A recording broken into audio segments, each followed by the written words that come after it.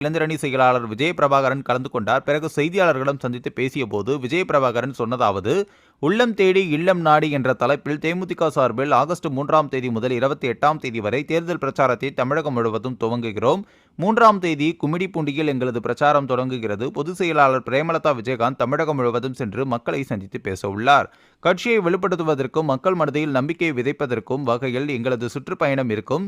ஜனவரி 9ஆம் தேதி கடலூரில் மாநாடு நடைபெற உள்ளது. அந்த மாநாட்டில் நாங்கள் யாருடன் கூட்டணி என கூறுவோம் என்று ஏற்கனவே பொதுச் செயலாளர் தெரிவித்திருப்பதால் அன்றைய தினம் நாங்கள் யாருடன் கூட்டணி அமைக்கப் போகிறோம் என்பது தெரியும். வருகிற 5 மாதங்களும் கட்சி பணிகளை, மக்கள் பிரச்சனைகளையும் கட்சியை வலுப்படுத்துவதற்கான பணிகளையும் மேற்கொள்வதுதான் எங்களுடைய எண்ணம். அதனை நோக்கி பயணித்துக் கொண்டிருக்கிறோம் என்றும் தெரிவித்துள்ளார். மேலும் கமலஹாசன் எம்பி ஆனதை நாங்கள் வரவேற்கிறோம். நீண்ட நாட்கள் சினிமா துறையில் சாதித்துவிட்டு தற்பொழுது அரசியலுக்கு வந்துள்ளார்.